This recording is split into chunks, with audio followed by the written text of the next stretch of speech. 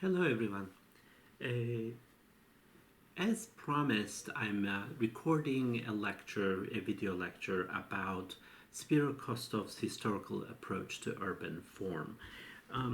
As promised, I'm recording this video in order to unpack some of the ideas that were discussed in the chapter that we're reading from Spiro Kostof's book, The City Shaped. As you recall, this was a chapter that we had read earlier in the semester, but I'm bringing this up again because we will be using this chapter and various ideas that are discussed within the chapter in while you're writing your final papers.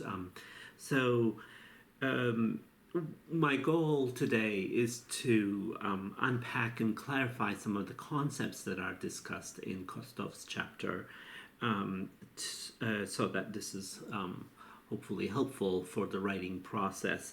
We will also do a workshop on Wednesday on these concepts and on this chapter, so hopefully that will be clarified even further. You will have a chance to ask questions.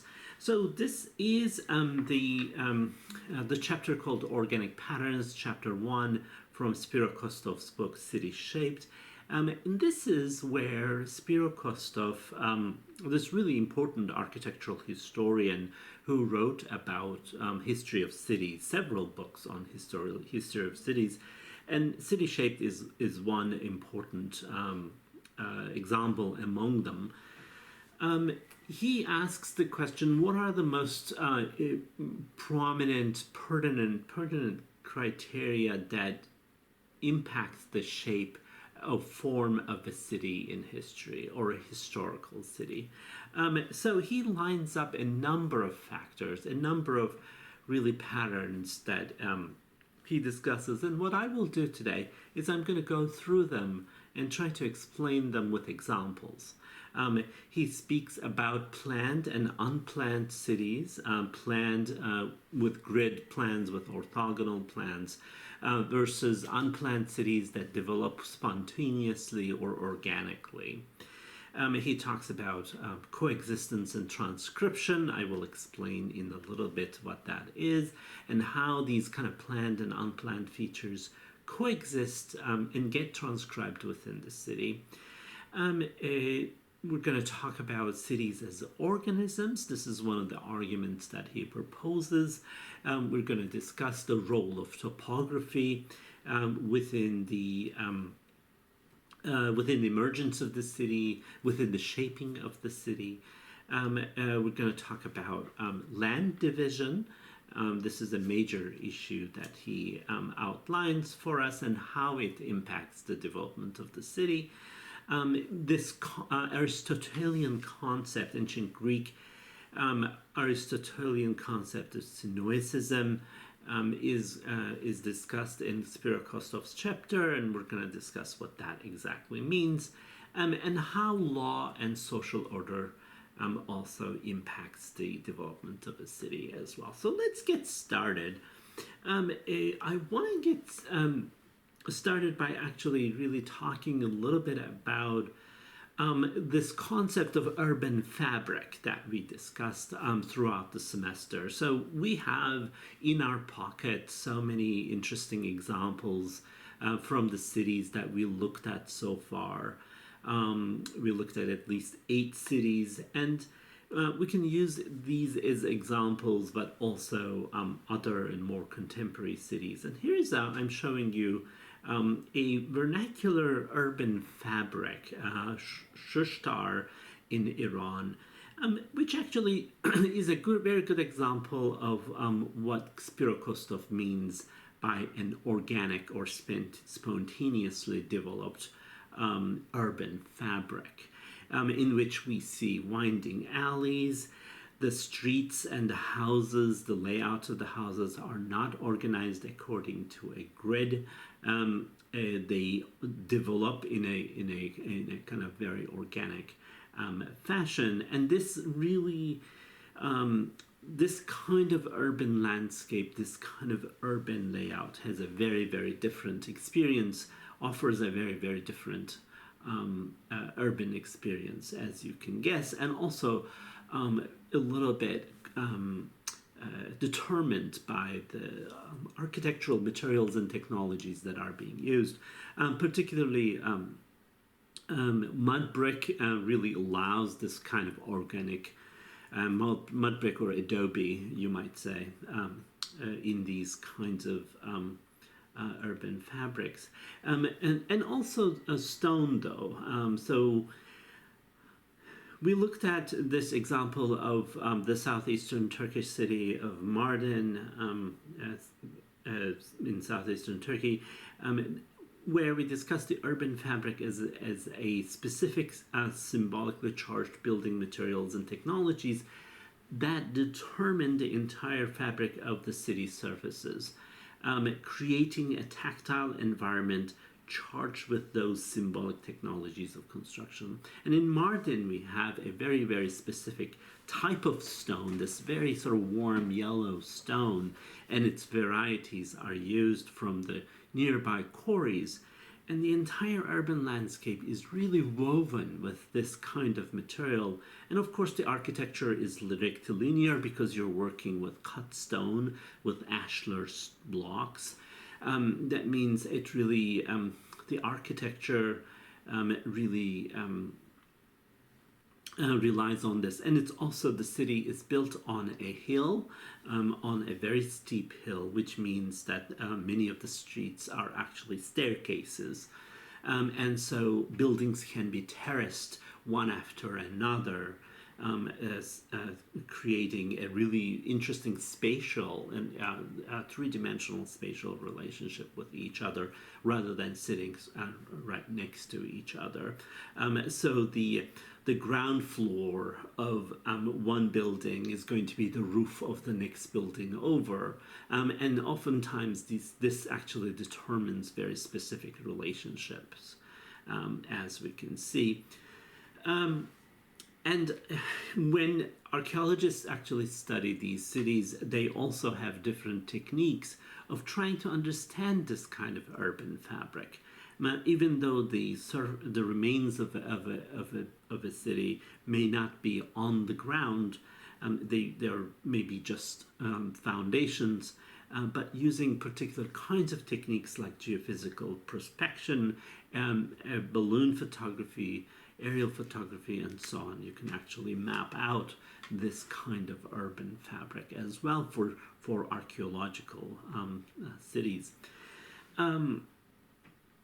Another very important example of this kind of organic development and very specific architectural technology associated with it is Shibam, Yemen, in the Hadramaut Valley of Yemen, where this kind of an architecture of mud allows, and the craftsmanship that actually developed in the city, it allows the construction of these multi-story structures.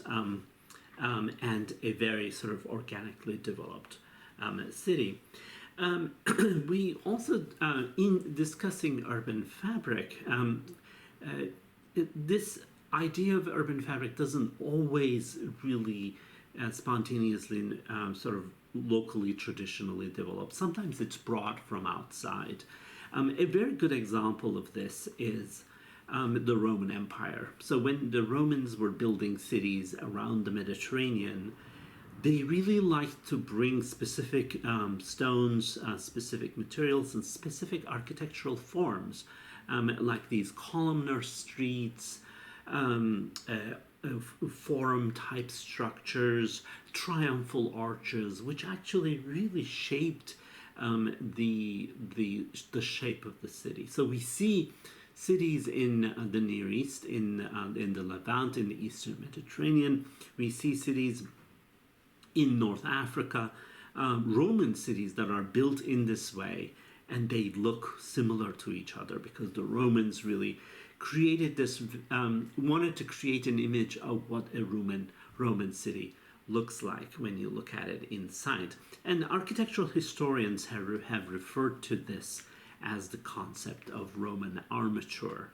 And so this really refers to how cities were marked distinctively as Roman by virtue of their luxurious materials and technologies, usually cut stone, particular sculpture, colonnaded structures, triumphal arches, and so on. And thinking about this, the first of Spiro Kostof's concepts, planned and unplanned cities, it's really, so those were the kind of really the organic and unplanned cities that I wanted to talk about a little bit. With the Roman cities, we're moving into more planned cities. And a really good example, we discussed this, is the planning, the orthogonal planning that was developed by in archaic Greece, particularly with archaic and Hellenistic Greece, particularly with the introduction of Hippodamian, what we call the Hippodamian plan. A really good example is Miletus, where the city is planned like a utopia, in the idea that the equitable distribution of private land to the landowners within the city in the form of city blocks, in the form of small plots, that is set apart between public, sacred, and private land, is really clearly delineated, and the size of the city was kept for a kind of an ideal number of 10,000 people. And so this is a really good example of designing a city from scratch with the kind of an idealist conditions that are set in place, while thinking about this differentiation between public, sacred, and private. A similar kind of planning we saw in the pyramid towns of worker towns in Egypt, in ancient Egypt, when there's a major pyramid construction. We saw that large groups of workers, craftsmen, administrators, organizers, they had to be accommodated in an area where you work for years. Sometimes these pyramids took about 20 years to build, 25 years to build. And so you have to accommodate these people, and what they ended up doing are actually these sort of long-term towns, almost like worker camp towns, that actually allowed this to happen. And this is another sort of state-sponsored sort of design of a worker town that sometimes we also see in the U.S., right? And another example we looked at was the Gölüda mountaintop city in Turkey, built around a crater lake. And fascinatingly, this kind of unfinished city had similar kinds of, already back in the 11th to 9th century BC, already had this orthogonal planning that was taking place on this kind of mountaintop city. The second item in Spiro Kostof's chapter is coexistence and transcription. Basically, coexistence refers to coexistence of both planned and unplanned parts of the city sitting side by side, which means that you have these kind of really organic, sort of spontaneously developed parts of the city that are sits adjacent to areas that are planned. And this often happens in colonial and modernist interventions on deeply historical cities or old towns. I spoke about the example of the plan of Ringstrasse in Vienna, the old city. You can see in the map on the left. You can see this old city of Vienna that is encapsulated by this kind of really incredible plan of the newly planned Ringstrasse, the Ring Street in Vienna, that was introduced to it in the 19th century. I think a similar and really interesting example is late Roman and late antique Jerusalem, where if you remember, there are these kind of layers of destruction we talked about last week on destruction of Jerusalem, and how Romans really laid out a new city within this kind of really old Jerusalem, right? And you can see how in the center of the city there was this colonnaded street, the Roman armature, right? The colonnaded street. The gates are introduced. Hadrian built a forum that sealed off sort of earlier cult places. The Temple Mount is left out. Anyway, so there is this kind of complete reorganization of an old city where this is what, in a way, Spiro Kostof refers to as coexistence and transcription. And transcription really is about this kind of gradual transformation of a planned town to an organic urban fabric. And we've seen examples of this in the book. On top, you see the example of the Abbasid Baghdad, the ideal circular city of Baghdad, and how it developed over the centuries into this kind of completely organic pattern, wrapping around the spaces around the river, right? And so in the bottom you see the planned city of Campus Martius, the big neighborhood of Campus Martius in Rome at the time of Augustus, and how by the time we get to the Renaissance, how all of that well-planned city is taken over by the development of the city. So this is what we mean by transcription, this kind of gradual transformation of the urban space. And a similar kind of thing in this diagram that Spiro Kostof illustrates how this kind of well-planned Roman colony, a colonial settlement, kind of really gradually is broken down into, as the community continues to live there, it's transformed into something else. And by the time but later, when you look at the city, you can still trace. You still see the traces of that ancient city. Another item in Spiro Kostof's list is cities as organisms. The idea of the city as an organism as this biological analogy, a city as a living thing, a city as a human body, is really often talked about. If you remember Lewis Mumford's definition of the city, he referred to the city as a geographic plexus, which also was modeled on a biological analogy of nerves connecting the countryside into the center.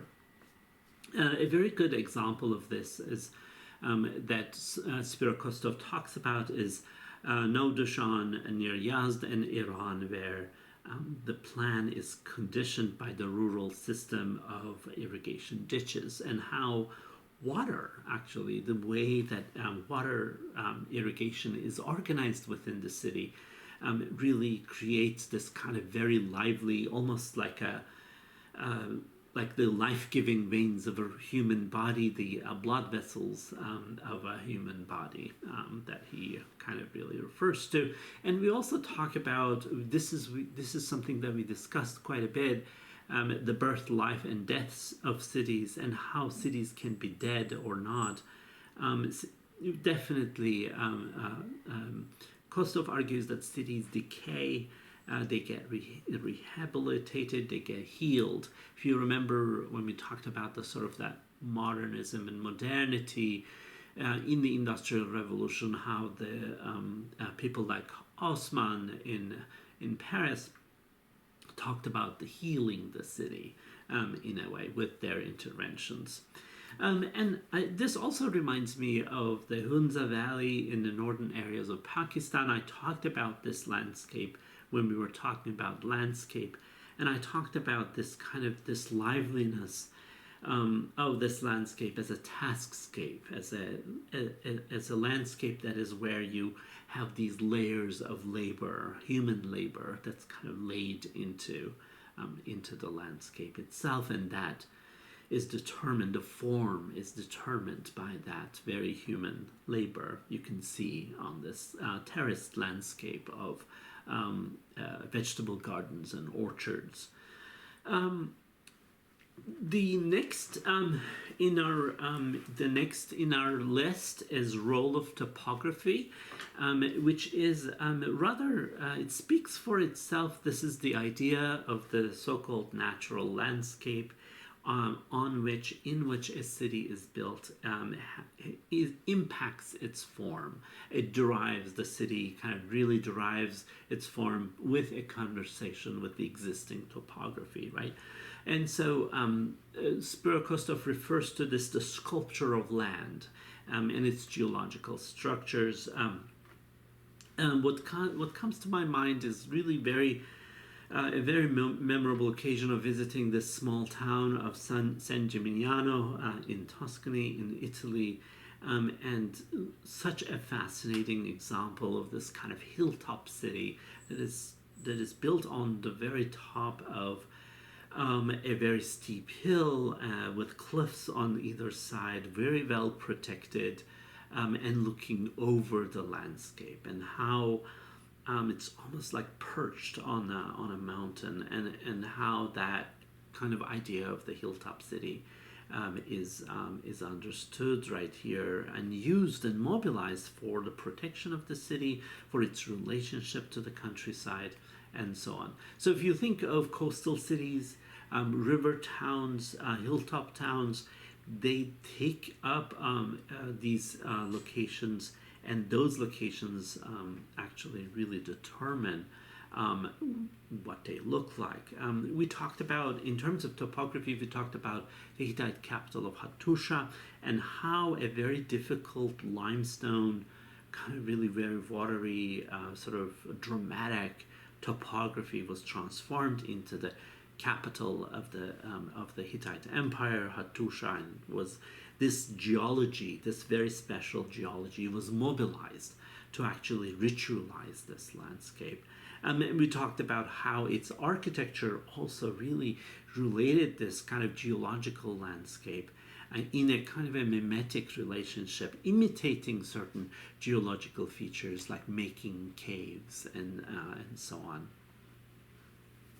And here, this diagram shows how this kind of the choice of the location of the city, either on the coastal city on the top right, or a city that is on a river here on top left, how that kind of really determines how it's shaped, or a city on a ridge over here, which are a linear ridge. And all of these different topographies actually create very different forms of urban space. And a very good example is this Netherlandish city of Sloten, where it's a dike town that was founded on the intersection of a waterway and an overland route, and how the place that they juxtapose are bridges,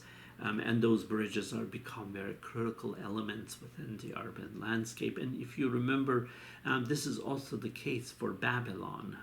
We looked at Babylon, and Babylon also has a bridge across the Euphrates River. It's built on the Euphrates River. And land division is another important aspect, and how this is really about how the division of agricultural land, the existing division of agricultural land in a particular landscape, has a major impact on urban form. So if you imagine a city that's developing on agricultural land, then it's often these early land divisions, property lines, patterns of ownership really are very definitive of what the city kind of really looks like. And so this division of land, this property lines, actually also change over time based on inheritance. Let's say a father and he has 5 children, and he divides his land into 5 different parcels. And of course, then those parcels are divided up and taken up by different brothers and sisters. And then, so if you think of this over generations, you can see how sometimes these lands actually get consolidated, someone dies. Anyway, so it's a very dynamic system that eventually really impacts how we build the cities. And these field lines sometimes then become roads when it's actually established as a city. And the city really takes the shape of these early land divisions. And we have really amazing examples, especially Roman towns, for example, that actually take the form of these early land divisions. One example that I was talking about earlier today, Miletus, this division between public, secret, and private land.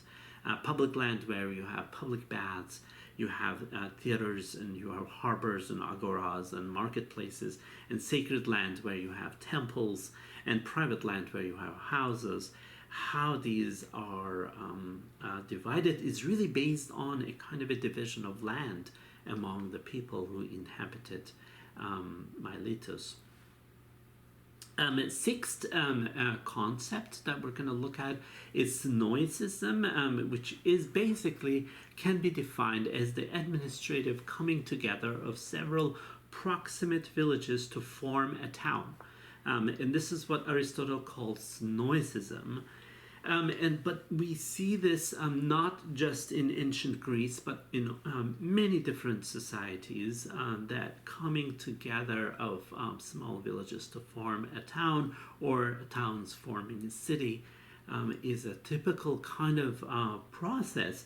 And usually the reason why this happens is really dependency, economic reasons, particularly that these traditional villages come together, merge at a marketplace for a common economic benefit, and they move in together basically. And we can see this as a kind of a process of urbanization, of course. And you can see a diagram on the left how sort of the how in the landscape you see 3 different settlements forming on the ridge, one on the ridge, one on the hilltop, and another one on another linear ridge, and how they come together and form a single settlement. We saw a similar kind of process in the Uruk period. At Uruk, if you remember, we were talking about urbanization as a regional process, and how suddenly Uruk became a very large city simply because a lot of the small towns and villages were moving into the city. And around a ceremonial center, if you recall Paul Wheatley's argument about the ceremonial centers, we have the Eana precinct and the Kulaba precinct dedicated to god Anu, and how these 2 temples became urban institutions that gathered people around them, and eventually building a wall around the city. And this kind of really landscape, if you recall, we're talking about actually a very watery, very marshy landscape, and how it's really quite fascinating to imagine these kind of small sort of hamlets and settlements coming together to form the city of Uruk.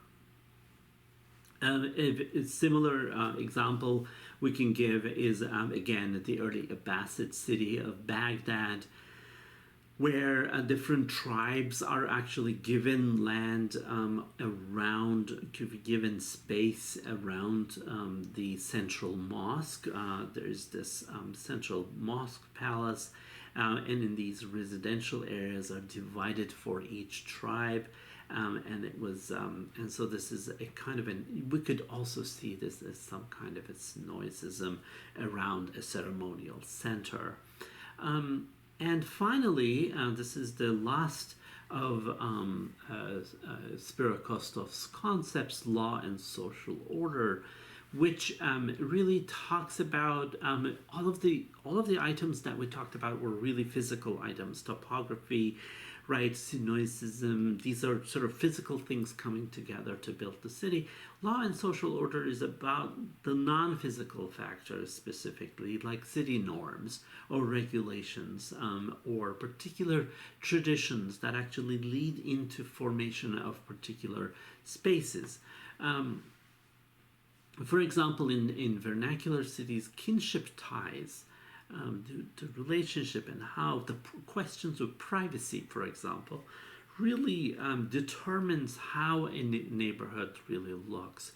For example, I'm showing you a picture on the left, bottom left, from Mardin again, where the streets are narrow, and when the houses open to the street, but the doors that open to the street actually open into a courtyard. And the house is beyond that courtyard. So actually from the street, you can't see any of the private life. You can see the courtyards that each of these houses have. So there are these questions of privacy, questions of these kind of social norms really are very effective. And I'm showing you on the right Philadelphia row houses, the famous row houses of Philadelphia. What is the regulation actually? How was the building regulation that actually determined that this was possible, that it was okay to build houses back to back each other? That doesn't happen everywhere. So it's really, you want to imagine what are the sort of building regulations that allow such a development of such an urban pattern. So regulations of construction, how buildings relate to the street, to public space, is very important. And I'm showing you a very important example, in my opinion, is the squatter neighborhoods in Turkey, which developed rather spontaneously, with people moving from the countryside into the edges of the cities and building their houses the way that they built their own houses in the villages. And so is a kind of a very interesting experimentation using rather difficult topographies like this one. But gecekondu really means built overnight. Basically building their houses illegally on state land. But then you form neighborhoods, and it's really quite fascinating. We can talk about this kind of informal urbanization that takes place and how those forms are kind of really shaped. So these are the 7 aspects of Spiro Kostof's chapter. The organic patterns, planned and unplanned cities, coexistence and transcription, cities as organisms, role of topography, land division, Synoecism, and law and social order. So this kind of really completes what I want to say. Please read the Kostof chapter, and we will have a workshop. We will do some breakout sessions to talk about each of these concepts, which you will then use in your paper. Thank you.